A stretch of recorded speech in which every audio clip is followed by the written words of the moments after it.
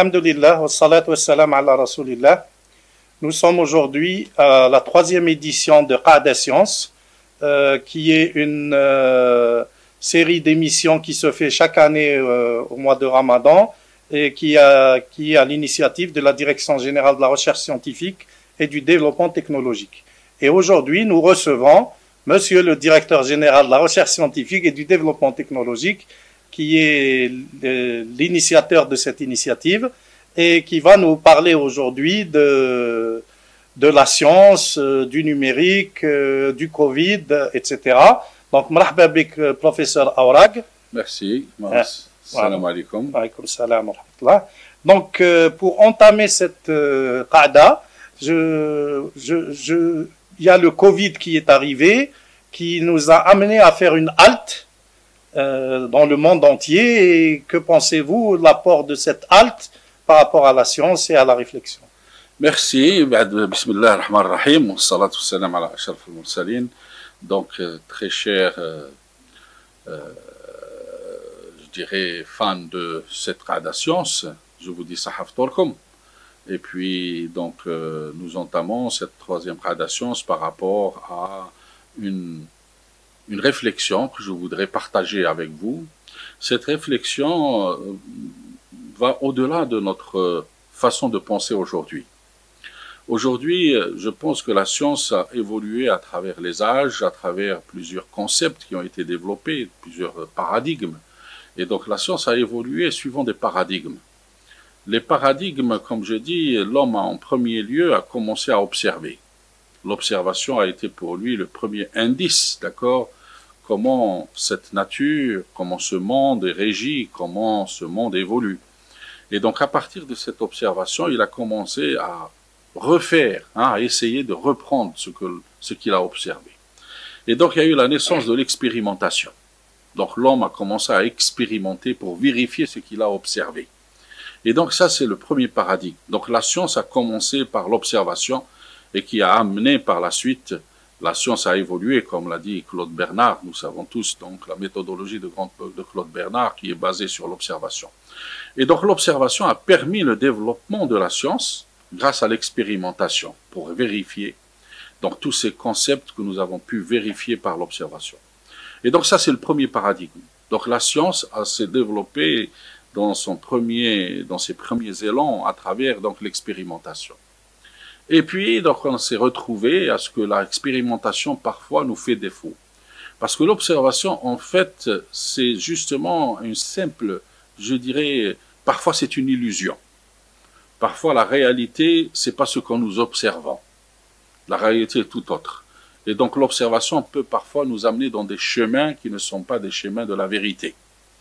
Et donc, le fait que ces chemins ne sont pas de la vérité, c'est que l'expérimentation ne pourra pas nous aider, d'accord, à trouver des solutions à certains problèmes et à certaines choses qui se passent dans cette nature. Et donc l'homme a commencé à réfléchir autrement. Il s'est dit que toutes ces observations, il faut qu'il les théorise. Donc, c'est-à-dire l'introduction de la théorisation. L'introduction de la théorisation, c'est-à-dire comment tout ce qu'il observe, il peut le transformer en des équations mathématiques. Et donc là est né justement ce deuxième paradigme. Ce deuxième paradigme est basé donc essentiellement sur la notion de loi et de théorie. Donc la naissance de loi et de la théorie pour faire comprendre, d'accord, essayer d'interpréter, essayer de décrire, d'accord, toute cette observation et tout ce que reflètent les résultats de l'expérimentation. Et à ce moment-là, ça veut dire que la théorie, parfois, est en parfaite contradiction avec l'expérience. Je dirais pas par l'expérience, mais essentiellement par rapport à la théorie, en fait, par rapport à l'observation en fait. Pourquoi? Parce que, en fait, la théorisation, c'est quoi? C'est reprendre des expérimentations, mais des expérimentations pas dans le monde réel, mais dans un monde imaginaire. Et c'est ce que c'est ce que pensent tous les philosophes, c'est ce que nous appelons l'expérience, d'accord, par les pensées. C'est-à-dire faire en sorte de reprendre les expériences, mais dans la pensée humaine. C'est-à-dire que comment un être humain peut imaginer dans ses pensées une expérience. Et donc c'est ce que nous appelons une expérience de pensée. Et je peux dire que cette notion d'expérience de pensée est née au XVIIe siècle.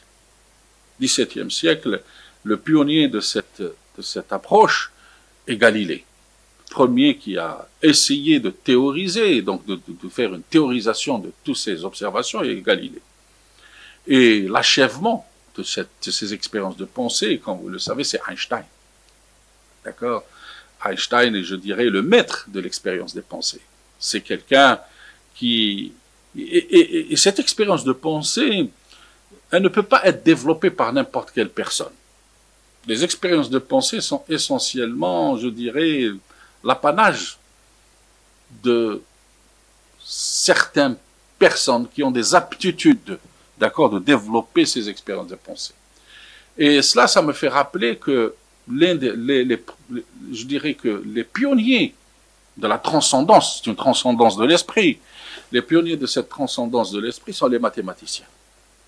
Parce que les mathématiciens, ils vivent dans un monde différent, hein, du monde d'un physicien ou d'un expérimentateur, c'est-à-dire il a un monde qui est un peu abstrait par rapport au monde réel dans lequel nous vivons.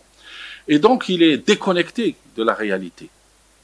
Il ne peut pas développer de grandes réalités que s'il est dans un état d'âme, d'accord, de déconnexion par rapport au monde réel. Et nous l'avons vu, tous les grands mathématiciens, d'accord, ont cette transcendance de l'esprit, d'avoir une connexion avec le monde, d'accord, dans lequel il vit, qui est complètement différente du monde dans lequel nous, en tant que physiciens ou expérimentation, nous sommes. Et l'exemple, c'est Ramanujan, hein. Ramanujan, d'accord, phénomène des mathématiques, d'accord, qui n'est jamais allé, hein, à l'université, qui commence à mettre en œuvre des équations, hein, à mettre en œuvre des formules, surtout des séries, d'accord, qui sont d'une beauté extraordinaire, d'accord, où on a pu résoudre et trouver des solutions que bien plus tard, hein. Et quand on a demandé à Ramanujan à l'époque comment se fait-il, hein, que là où il allait donc je dirais là pour prier avec Bouddha, il disait que vous savez comment ça se passe? J'ai une relation directe avec Bouddha. C'est-à-dire que c'est Bouddha qui vient, qui me chuchote dans l'oreille ce que je dois écrire. C'est-à-dire il y a une relation, hein, dans un monde dans lequel il vit. C'est comme s'il était en relation avec une personne qui lui dicte. Et donc, un mathématicien, c'est cette capacité de transcender son esprit, d'accord, et d'aller, et donc d'essayer de ne plus être dans son monde réel pour découvrir. Et c'est ce que je dis. Pour moi, c'est toujours cette transcendance de l'esprit. C'est comment, d'accord, imaginer l'impossible pour découvrir le possible. Et donc, je dirais, l'expérience de pensée, c'est comment imaginer l'impossible pour pouvoir décrire le possible. Et c'est ça, les vrais défis des mathématiciens, les vrais défis d'un grand physicien, d'un grand scientifique, c'est comment imaginer l'impossible pour découvrir ce qui est possible. D'accord? Et donc, toutes ces lois, ces théories, ces grandes lois, d'accord, donc, en fait, ces lois et ces théories sont ces lois et ces théories qui gouvernent ce monde, qui gouvernent cet univers, qui gouvernent notre vie, d'accord, qui gouvernent les phénomènes qui sont autour de nous. Donc, ça, c'est le deuxième paradigme. Ça veut dire que la science, c'est basé sur les deux paradigmes, qui sont l'expérience d'un côté et la théorie d'un autre côté. Et puis, donc, l'évolution est en fait, d'accord, là, et là, nous sommes en train dans un passage. Donc, nous sommes passés d'un passage où tout était ontologique, tout était avec une raison humaine, où la raison humaine était essentiellement importante dans la vie d'un scientifique, et on a commencé à faire des dérapages. Et les dérapages, c'est comment transformer ce savoir et cette connaissance en un savoir-faire. Donc, le développement technologique. Donc, comment la science a permis, d'accord, à des révolutions technologiques de se faire. Mais donc, on situe donc l'évolution, l'histoire, donc l'histoire humaine à travers des révolutions technologiques, d'accord. La machine à vapeur, hein, etc. C'est juste un exemple d'une transformation d'une théorie de thermodynamique, d'accord, à des machines à vapeur et ainsi de suite. Et puis donc cette évolution technologique a donné lieu à des instruments, des outils technologiques qui ont permis, d'accord, d'ajouter une nouvelle forme de pensée, une nouvelle forme de faire de la science et de la recherche. C'est l'avènement de l'ordinateur. L'avènement de l'ordinateur est une révolution technologique qui a permis aussi de faire changer notre façon de penser. C'est-à-dire que nous ne sommes plus dépendants de notre esprit, de nos pensées, mais nous avions un outil qui nous permettait, d'accord, d'alléger la façon de penser. Et cet outil, c'est l'ordinateur. Donc, c'est-à-dire simplifier, donc la façon de faire de la science. Un outil qui va nous permettre de nous faciliter de faire de la science. Et donc, comment je pouvais utiliser l'ordinateur, d'accord, pour ajuster tous mes paradigmes et toutes mes méthodologies de faire de la science. Et on a commencé à introduire de la modélisation et de la simulation. Modéliser des phénomènes, simuler des phénomènes, modéliser des lois, simuler des lois, d'accord. Et donc, ça veut dire qu'on a essayé de faire en sorte que ce que nous avions fait par notre pensée et par notre transcendance de l'esprit à résoudre des équations, à résoudre des problèmes, de léguer ça à des machines à résoudre ces problèmes et de nous faire des prévisions. C'est-à-dire, en fait, parce que toutes les théories et toutes les lois, elles nous permettent de quoi? Elles nous permettent de résoudre un problème à l'instant t égal à 0, c'est-à-dire le présent, et de se projeter dans le futur, c'est-à-dire faire des prédictions. Qu'est-ce que cette loi ou cette théorie que j'ai, elle me permet de faire d'être quand je suis dans d'autres conditions qui sont différentes des conditions dans lesquelles je suis. Donc je fais des prévisions. Et donc là, on s'est donné le fait de commencer à réfléchir et de se projeter dans le futur. On a dit la machine va le faire à notre place. Et donc ça veut dire elle va nous simplifier, d'accord? Et donc là, tous ces problèmes, je dirais surtout en mathématiques, d'accord, où il y a des lois de grand nombre, où il y a des séries infinies, où des solutions ne pouvaient être imaginées analytiquement, que numériquement, où le numérique a commencé à prendre le dessus pour résoudre ces problèmes. Et donc c'est venu, nous sommes au troisième paradigme. C'est-à-dire que la science se fait par l'observation, par l'expérimentation, par la théorisation et par l'utilisation de l'ordinateur. Donc on passe à la numérisation. Et donc nous ne sommes pas encore dans un monde numérique. Nous sommes dans un monde, d'accord, où nous utilisons un outil technologique, d'accord, pour nous faciliter à résoudre des problèmes de la science. Et avec cela, ensuite, nous avons un monde, donc tout ce développement technologique a permis le développement d'outils technologiques de plus en plus importants. C'est-à-dire que ce monde où les personnes étaient déconnectées l'un par rapport à l'autre et que le seul moyen de connexion était lors de rencontres, de conférences, de séminaires ou par des missives, par des lettres, ou par des correspondances, ça veut dire, nous sommes rendus compte que la connexion maintenant est devenue une connexion virtuelle, mais plus rapprochée. Donc c'est l'avènement de l'Internet. L'avènement de l'Internet a permis de rapprocher les personnes, a permis à des personnes de travailler ensemble plus facilement, d'accord, et à développer, d'accord, des concepts de plus en plus pluridisciplinaires, de plus en plus collectifs, d'accord. Et donc, ce travail collectif, ce travail donc de connexion entre personnes, n'a pas pu permettre l'émergence d'individualité. Donc, ça veut dire que c'est le collectif qui prime sur l'individu.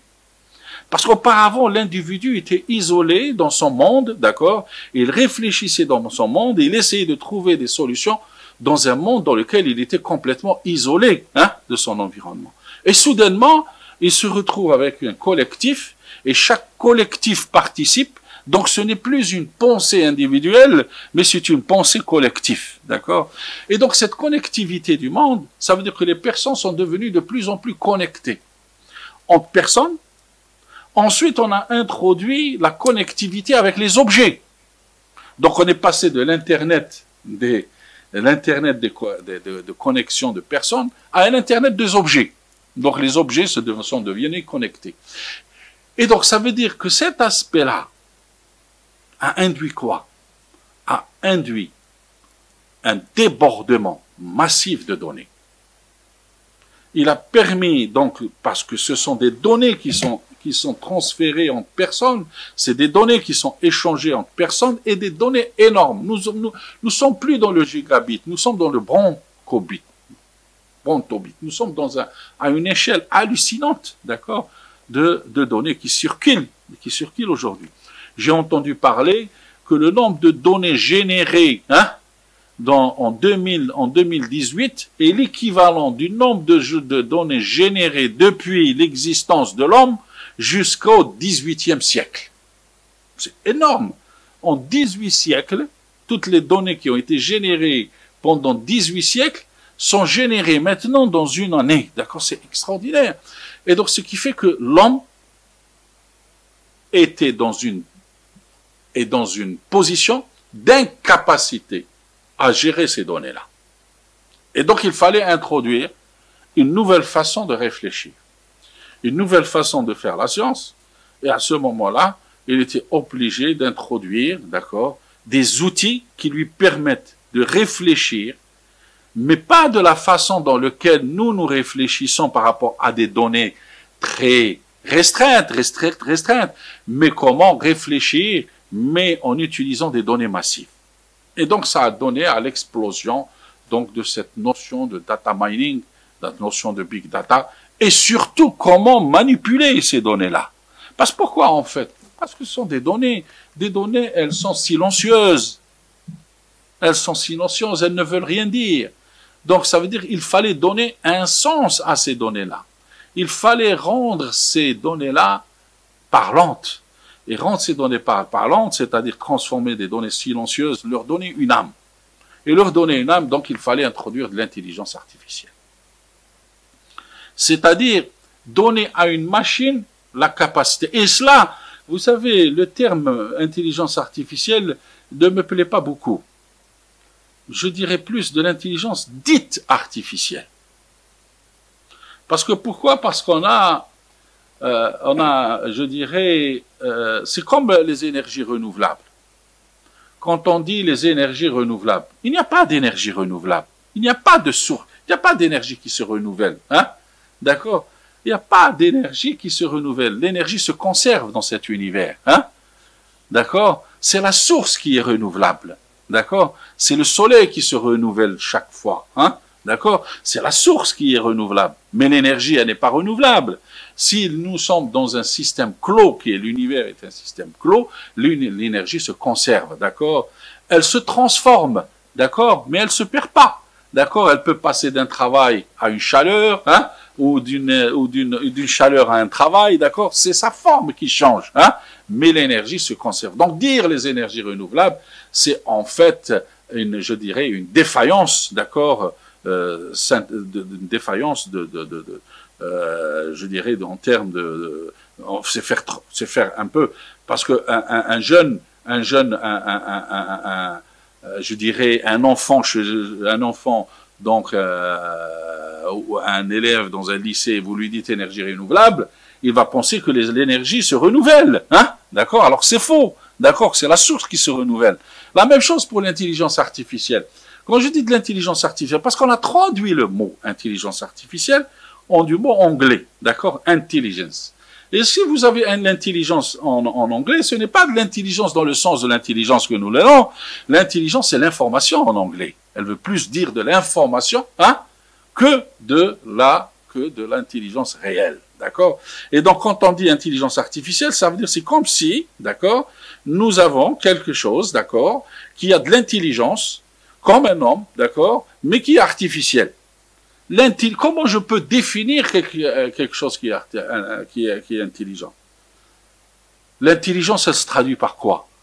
L'intelligence se traduit par la capacité qu'a une personne de résoudre un problème par rapport à sa compréhension de ce problème-là. Et donc, je peux dire que si une personne est intelligente, ça veut dire que je la mets dans une situation donnée, d'accord, qu'elle n'a pas vue auparavant, d'accord, qu'elle n'a pas appris, auparavant pour pouvoir vous trouver une solution à cette problématique. Est-ce que vous prenez une machine et vous la mettez dans un environnement dans lequel elle n'a jamais été en contact avec cet environnement, avec lequel on lui a jamais appris les rudiments de ce contact, est-ce qu'elle peut réfléchir? Elle peut être intelligente. Donc, c'est pour ça que j'ai dit, dire l'intelligence artificielle, c'est un peu osé, d'accord, pour dire de l'intelligence artificielle. Donc, nous sommes dans le quatrième paradigme. Nous sommes dans cet état de fait, c'est-à-dire que nous sommes passés d'un premier paradigme, un deuxième, un troisième, un quatrième paradigme. Et donc, nous voyons que nous sommes aujourd'hui en train de faire de la science, et vous voyez, tout le monde parle d'intelligence artificielle, tout le monde parle de data mining, tout le monde parle de big data, tout le monde parle de ça, de données massives, mais c'est comme si nous allons résoudre le problème de ce monde, d'accord, juste en analysant une donnée. Et je reviendrai sur cet aspect plus tard, si vous voulez qu'on développe cela par rapport à ceci. Voilà. D'accord. Je vous remercie pour cet éclaircissement. Donc, l'apport maintenant du numérique, puisque vous avez abordé l'intelligence artificielle, donc on peut parler maintenant de numérique. Et si je dis la pensée et le numérique, qu'est-ce que vous pouvez nous dire? Non, d'abord, vous avez dit tout à l'heure par rapport, c'est-à-dire qu'aujourd'hui, puisque nous sommes devant le Covid-19, donc le Covid-19 a montré l'incapacité à l'homme de transcender son esprit pour trouver une solution à ce problème de virus. Est-ce que vous pensez qu'une machine pourra résoudre le problème du Covid? Parce que tout le monde parle aujourd'hui de data mining, d'intelligence artificielle, et que l'intelligence artificielle peut faire ceci. Si on voit à travers les âges, à travers le développement de la science, je ne suis pas biologiste, je suis physicien, mais j'en suis sûr que même les biologistes à l'époque, d'accord, pour découvrir ces lois, par exemple, je prendrai par exemple Darwin, dans la théorie de l'évolution. Il faut comprendre, pas Darwin, c'est pas l'homme qui descend du singe, ça personne n'est d'accord avec ça. Mais sa théorie d'évolution, des espèces, c'est autre chose, la théorie d'évolution. C'est une rupture, de pensée. Une rupture de faire la science. Quand je parle à Pasteur, quand vous pensez à Fleming, toutes ces personnes qui ont résolu des problèmes de l'humanité, ce sont des ruptures de pensée, des ruptures de faire la science. La façon dont elles ont appréhendé le problème est complètement différente de la façon auquel se faisait la science à l'époque. Donc ça veut dire qu'aujourd'hui, est-ce que nous avons un potentiel scientifique du même ordre que nous avions dans les siècles passés?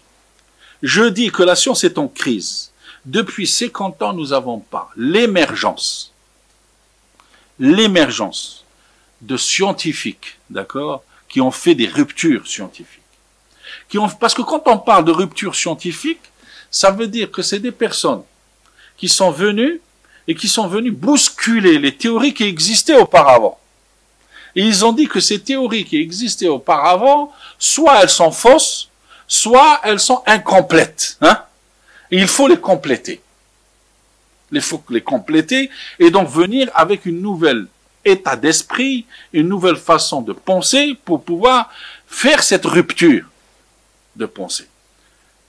Depuis 50 ans, nous n'avons pas une individualité qui sort du lot et qui fait l'unanimité de toute la communauté scientifique, d'accord, pour dire, quand vous parlez d'Einstein, qui ne connaît pas Einstein? Quand vous parlez de Galilée, qui ne connaît pas Galilée? Quand vous parlez de Pasteur, qui ne connaît pas Pasteur? D'accord? Parce qu'ils ont fait des ruptures de paradigme, des ruptures de façon de penser. Et donc c'est pour ça qu'aujourd'hui, le Covid-19 nous a montré que nous sommes dans une incapacité de transcender notre esprit et de transcender nos pensées pour pouvoir trouver des solutions. Et ceci pourquoi? Parce que c'est tout cet avènement du numérique. Et c'est pour ça que je dis, peut-être, je le dis, peut-être que l'avènement du numérique est en quelque sorte un moyen qui a freiné la progression de la vraie science. la science de la pensée. Je dis que le numérique, pour moi, est un somnifère, je dirais un somnifère. Je dis pas autre chose parce que vous avez, je peux dire que c'est quelque chose qui va nous paralyser, hein, nous rendre hémiplégiques. Je dis pas hémiplégiques parce que nous l'aurons pas vu. Je dis c'est un somnifère. Donc ça veut dire qu'il nous a fait dans un état d'hibernation, d'accord, où notre esprit et notre pensée est en hibernation, et donc elle attend peut-être un sursaut justement de l'humanité, un sursaut des chercheurs, un sursaut des penseurs de dire il faut faire une rupture, d'accord. Le numérique n'est pas quelque chose qui peut nous permettre de faire avancer la science et de faire avancer le savoir et la connaissance.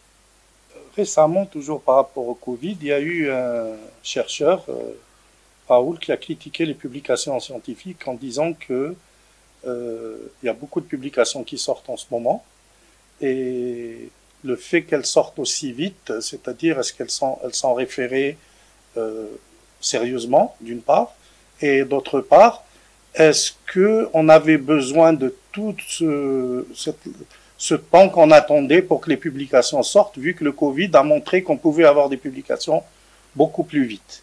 Vous savez, le problème qui se pose aujourd'hui, justement, le problème qui se pose aujourd'hui, c'est que cette façon de penser, la raison humaine,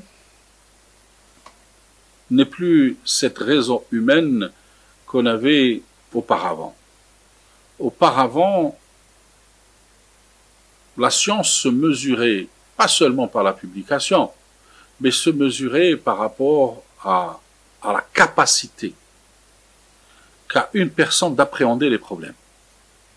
Et quand vous voyez à travers l'histoire, les grands scientifiques ont émergé, d'accord, dans des conditions assez spéciales. La publication n'a été qu'un acte, d'accord, pour faire triompher la pensée. Quand je prends Einstein, combien a-t-il fait de publications? C'est pas énorme. C'est quelques-unes. Hein? C'est quelques-unes, hein, d'accord.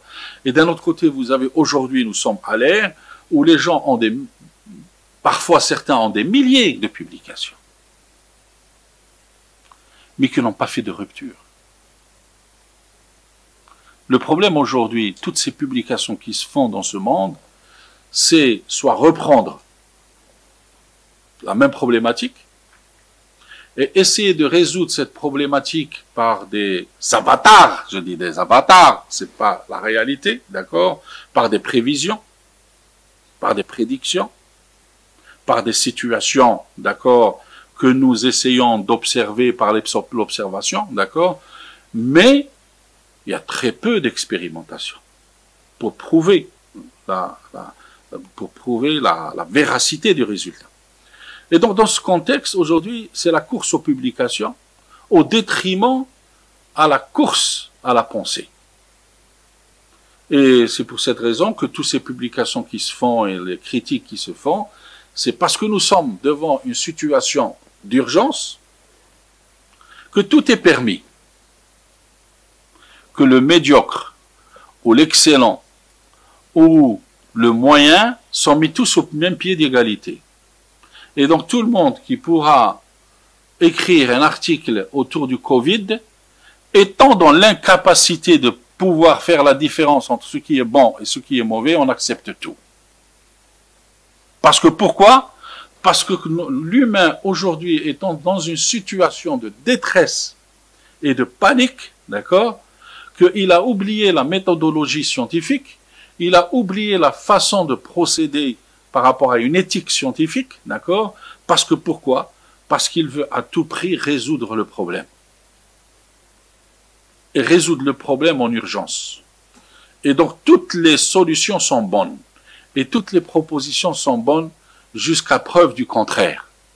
Et donc c'est pour ça que tout le monde commence à publier, à faire un article sur le Covid-19. Mais, et nous le voyons aujourd'hui, est-ce qu'une personne est sortie du lot pour nous dire, voilà la rupture, d'accord, de la façon dont vous pensiez auparavant par rapport à ce virus se comporte complètement différemment par rapport à ce que vous pensiez l'être. Ça, nous l'avons pas. Parce que, justement, ceci nous fait rappeler que ceci ne peut se faire que si par des individualités et non pas par des collectifs. C'est pour ça que j'ai dit, nous sommes réellement dans une crise, d'accord, d'évaluation du travail scientifique et de valorisation du travail scientifique. Est-ce que le Covid est une opportunité pour repenser la façon de faire la science plus tard? Bien sûr, parce que pourquoi? Vous savez, vous avez la science, je dirais que la science est incomplète. Vous, les mathématiciens, M. Hassan, vous êtes mathématicien, d'accord?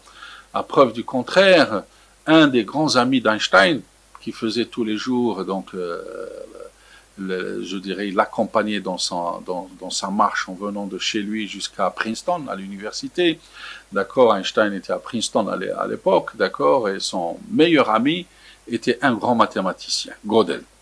Était le meilleur ami d'Einstein. Et donc, il s'imprégnait beaucoup des idées de Gödel, d'accord?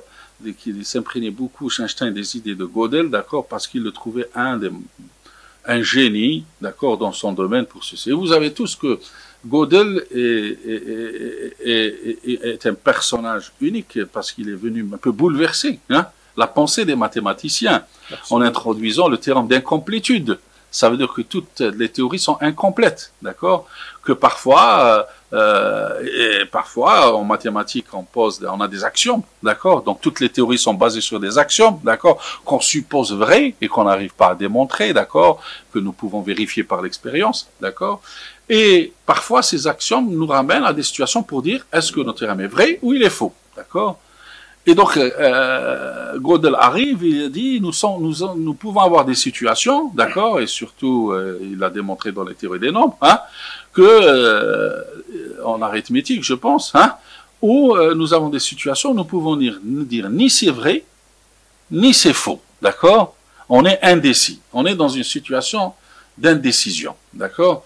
Et donc, ça a bouleversé un peu la façon de comment réfléchissaient les mathématiciens par rapport à ça. Et donc, ça veut dire qu'aujourd'hui, il n'y a aucune théorie qui est complète.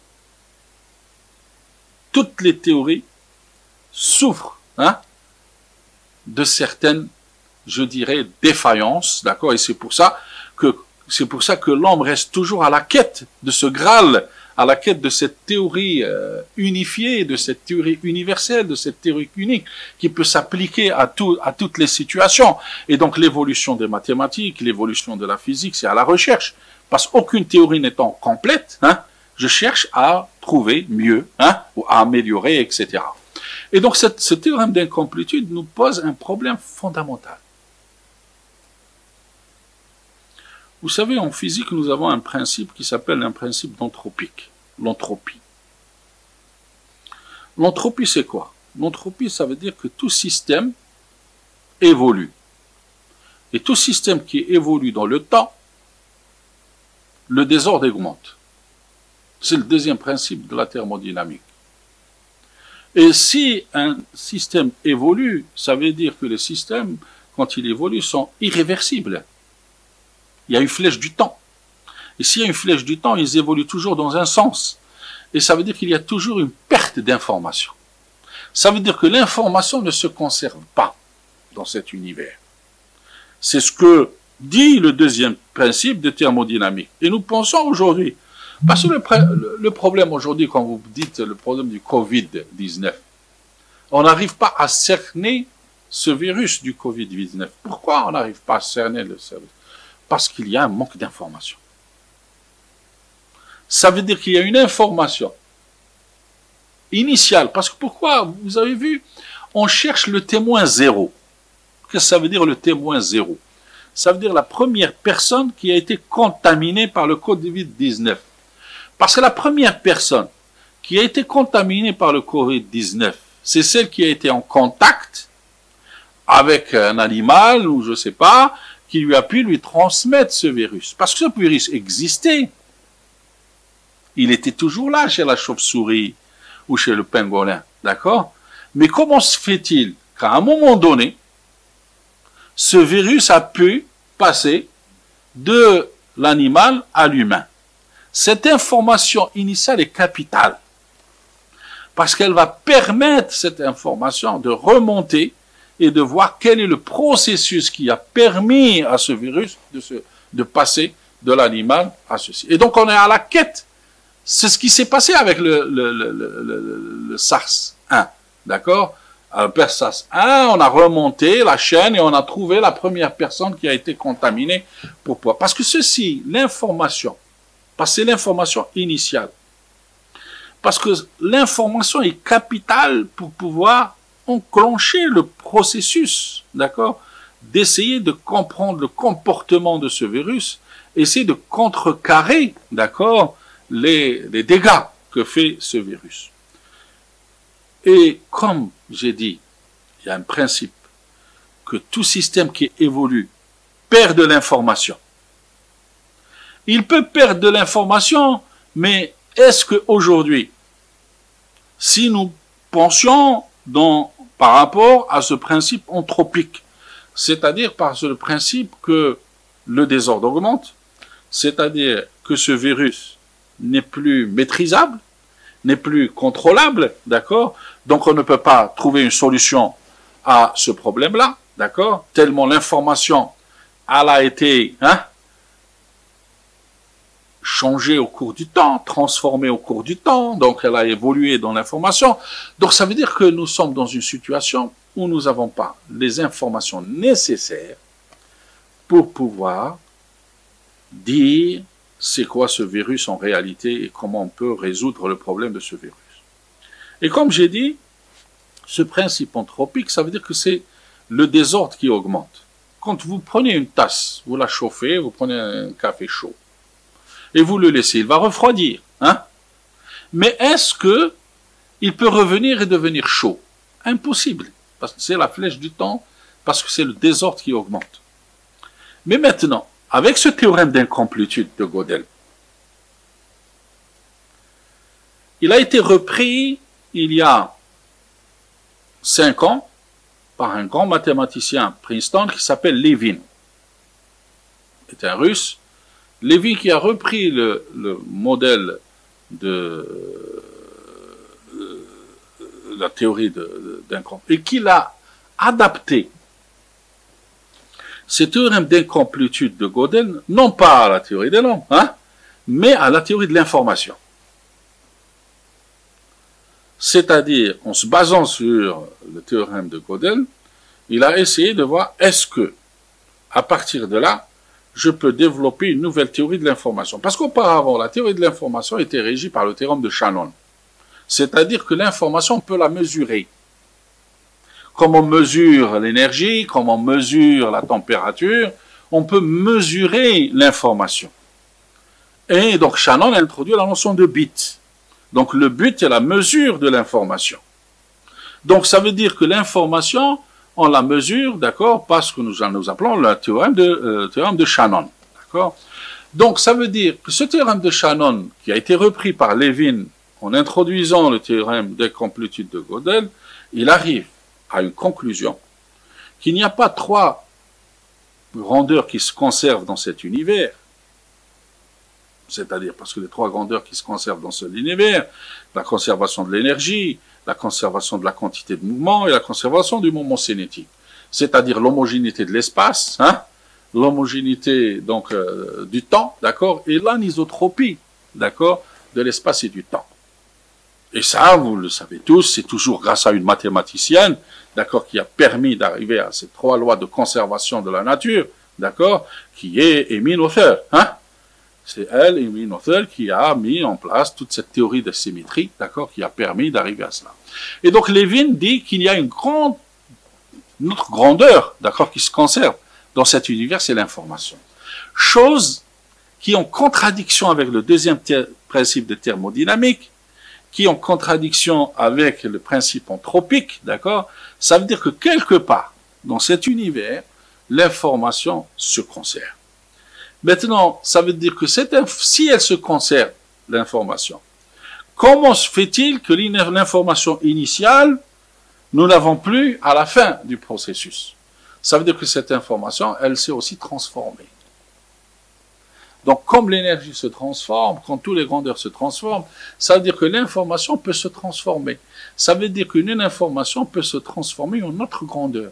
Et donc, c'est pour ça que j'ai dit aujourd'hui, cette rupture de faire de la science doit nous amener à introduire une autre grandeur dans la conception donc des lois qui gouvernent cet univers, en introduisant une autre grandeur qui est l'information. Et j'en suis sûr que cela, ça ne peut se faire que par un scientifique qui émergera du lot. D'accord? Parce que vous savez, l'histoire dit toujours qu'un personnage comme Einstein, il arrive tous les centenaires. Tous les centenaires à peu près, on a l'émergence d'un scientifique de la grandeur d'Einstein.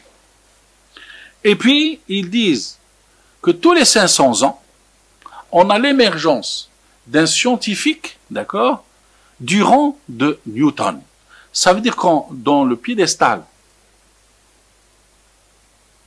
Newton est placé plus haut que Einstein. Pourquoi, vous me dites, hein? Parce que quand Newton a émergé avec ses lois, hein, donc de la gravitation universelle, d'accord, à l'époque, il n'y avait rien pour soutenir, hein. Mais à l'époque de Einstein, tout l'édifice mathématique était là. Il fallait juste trouver comment exploiter cet édifice mathématique pour pouvoir trouver ces lois de la relativité. Donc, ça veut dire qu'aujourd'hui, on attend le Messie. On attend ce personnage qui va émerger de cette multitude de scientifiques qui existent aujourd'hui et qui peut venir avec cette idée étincelante, d'accord, avec cette rupture que nous faisons aujourd'hui de la science, de notre conception de la science. Et donc c'est pour ça que j'ai dit, il faut repenser la science.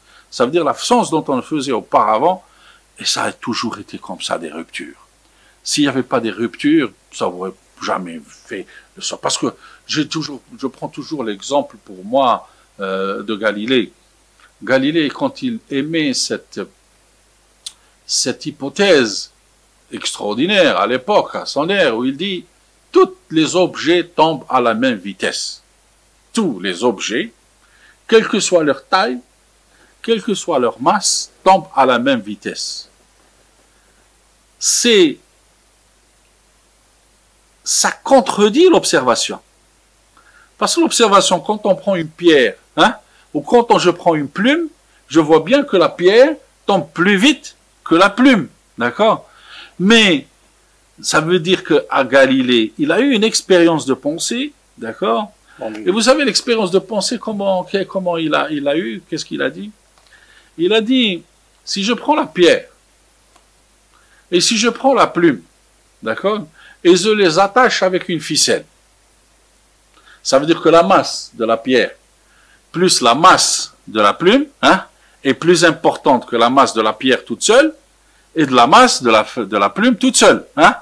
Et si je les accroche avec une ficelle, qu'est-ce qui va tomber? Est-ce que maintenant, c'est la pierre, hein, qui va tomber plus vite?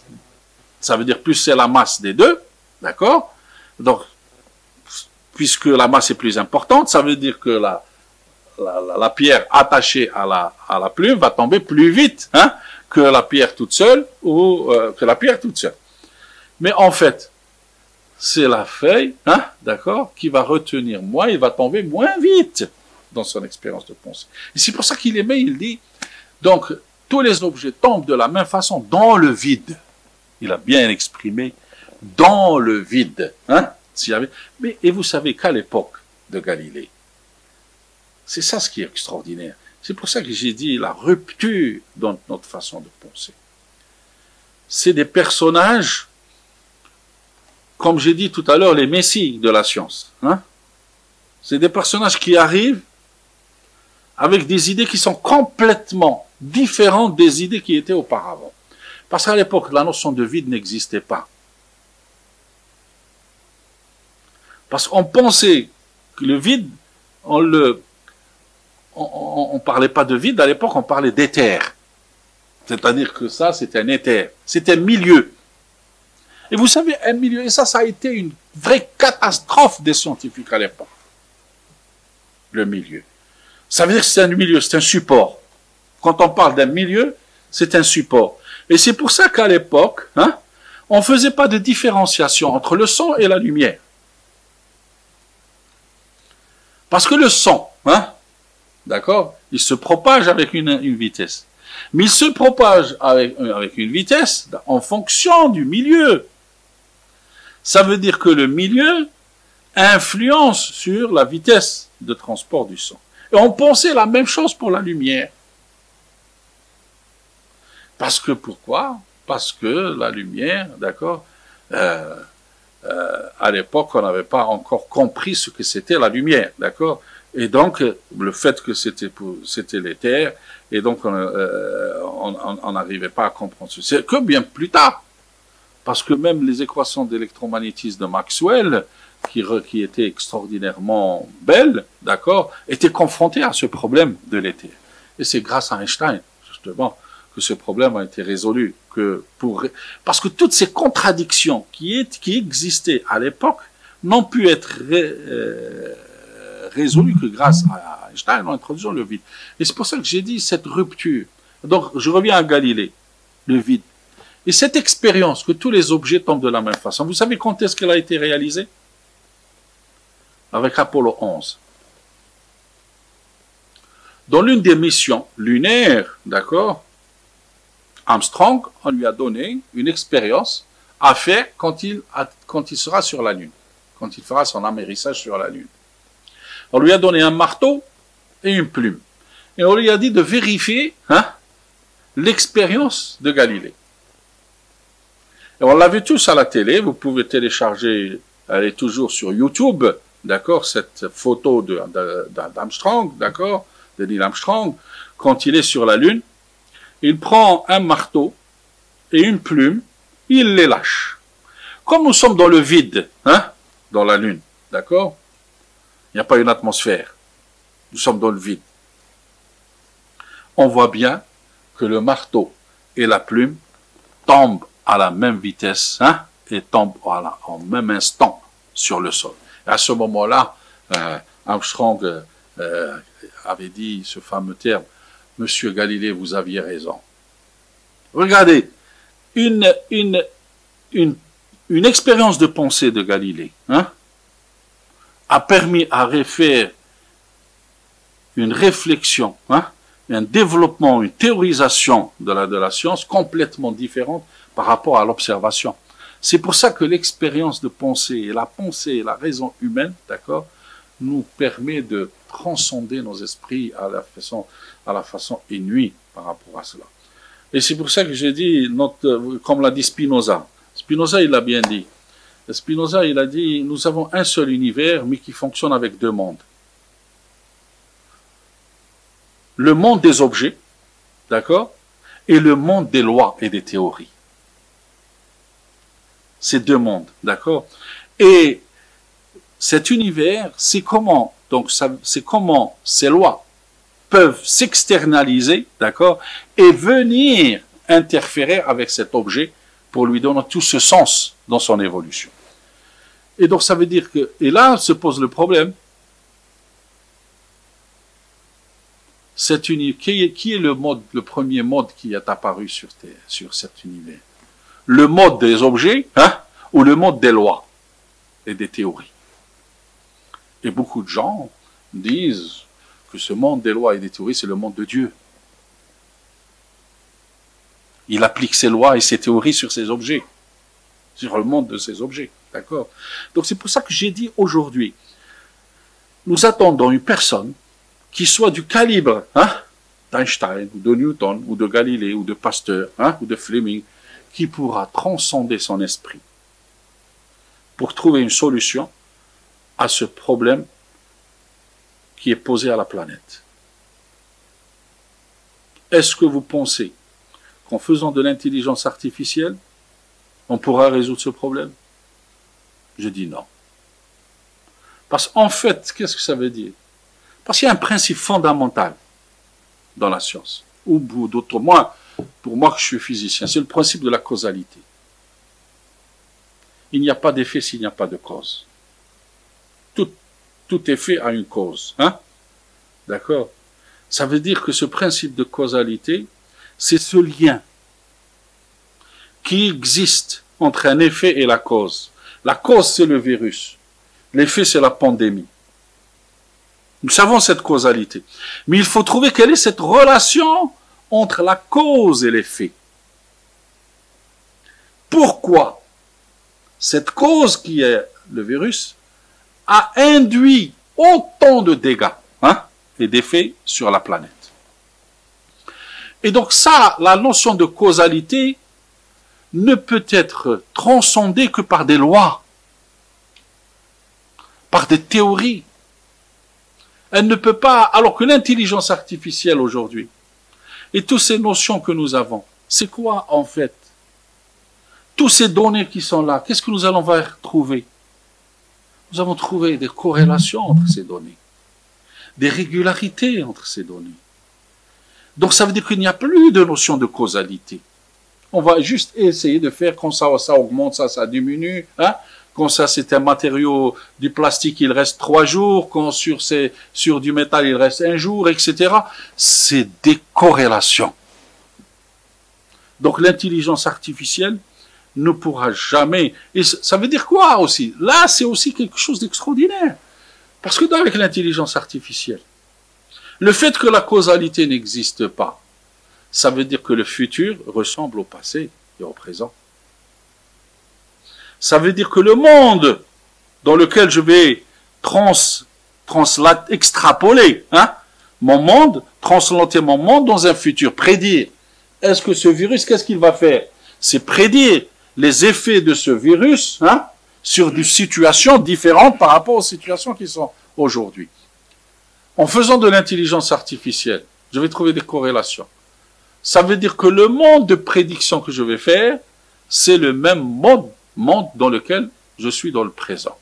Ça veut dire que, en fait, le futur n'est qu'un prolongement du présent ou le prolongement du passé.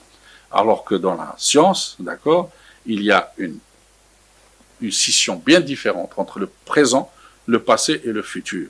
Et donc, si nous n'allons pas découvrir l'information réelle qui va nous permettre de mettre en place, de théoriser tout ceci et de découvrir réellement cette relation, cette causalité qui a induit, qu'un virus de ce type-là a induit tous ces effets-là, nous ne pourrons jamais trouver de solution à ce problème du virus. Nous ne pouvons que spéculer.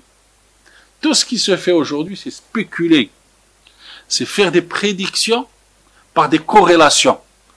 Quand la température augmente, quand l'indice UV augmente, quand vous mettez de la javel, mais il n'y a aucune preuve matérielle qui prouve tout ce que nous sommes en train de dire aujourd'hui autour du Covid. Vous le voyez, chaque jour, on nous fait découvrir, il y a cette nouvelle maladie qui apparaît, il y a cette, le Kawasaki, les problèmes dermiques, parce qu'en fait, on n'a pas compris le fonctionnement de ce virus.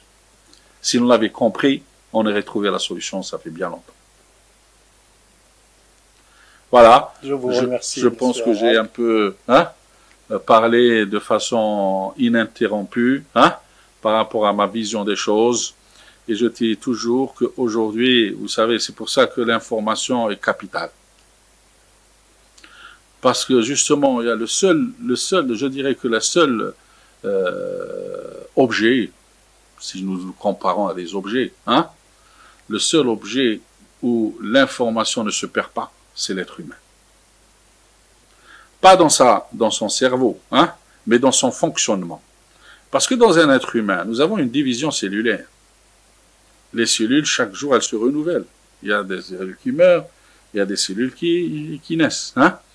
Mais pour que l'être humain reste en bonne santé, il faut que l'information que porte cette cellule qui va mourir, la transmet à cette nouvelle cellule qui va apparaître. Et s'il y a une un manque, un brin d'information qui n'arrive pas à cette cellule, hein, ça veut dire que cette cellule va devenir malade. Et donc nous allons devenir malades.